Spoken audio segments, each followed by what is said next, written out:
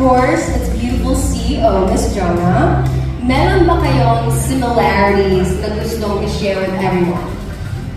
So, of course, parehas kami nagtitake ng beauty milk ni Miss Jonah. Parehas din kami water sign. Meron pala, no? Meron.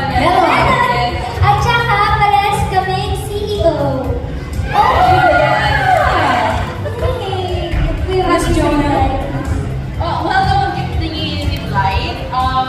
Well, of course, di na ako Gen Z, but meron kaming similarities because we always drink our beauty milk and we are both water sign. Oh! Yeah, I'm Cancer. Ako Pisces. Pisces also. Let's go. Let's go! And we both love going to the beach. Yes. Pisces, water signs, parehas silang blooming, parehas maganda. So, meron. Siyempre, madami silang similarities sa Miss Jonah. Okay, next question. Andrea, meron pa rin bang days when your skin feels dull? Wala na. Wala na kasi nagtitake ako ng beauty milk every night. Love. Yeah. Ikaw, Miss Jonah. For me, I think since very stressed talaga I work every day and I'm juggling like multiple responsibilities. Like I'm a mom and then also I run so many businesses then. But every time I drink talaga beauty milk at night, nakakatulog ako agad. And you know, hindi lang natin na-appreciate yung quality sleep, but it actually regenerates your body talaga overnight. So the next day you wake up, you're feeling refreshed and renewed.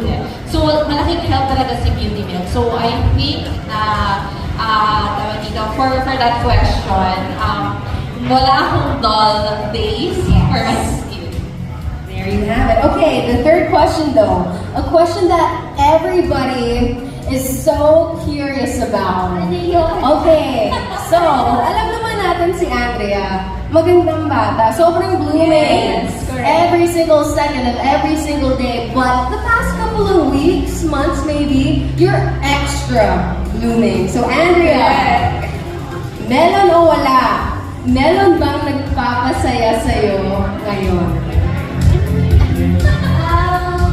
Melon. Dear Face Beauty Milk. Come on, you guys, big round applause! Specifically, melon flavor po. Yan po yung nagpapasaya sa akin ngayon. Ayun, love it. And of course, being here, masaya ako. Kasama kayo lahat, masaya ako. Pinapasaya niyo ako. Woo! Okay, everybody like that answer? Yeah? Your face, aside from beauty milk, ginagamit mo to be very blooming or to just take care of yourself?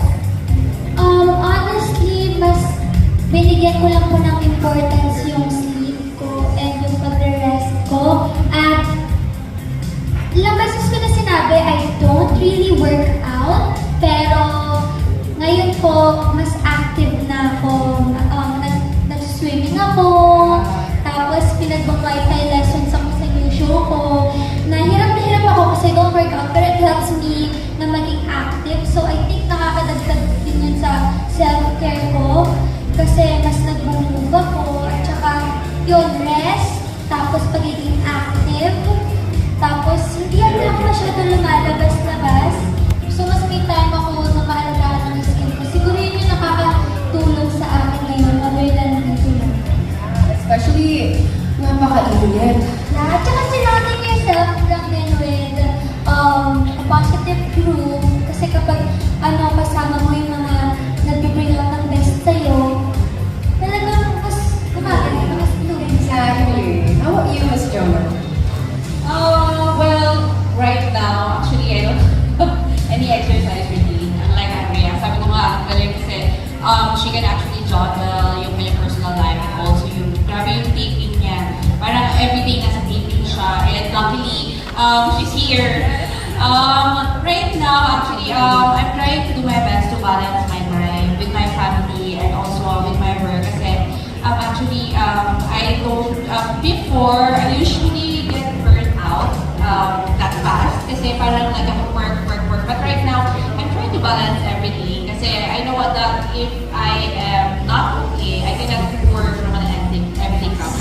So I'm prioritizing my self-care right now. And I'm loving myself now.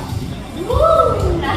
Yan ang best self-care. I self-love. Ayun. Okay, before we proceed to the last question, tips on self-care besides self-love, staying at home, kahit one-liner lang. Uminom ng beauty milk. Yan ang tips ko, uminom ng beauty milk.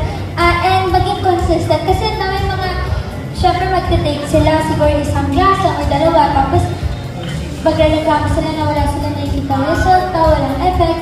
Well guys, may reason kaya bakit sa isang pack meron 10 sachets para makonsume natin lahat. Tapos maging consistent tayo para makita tayo talaga ng effective results. So, kapag bibili kayo, ubusin nyo guys para makita nyo yung result. Yan po.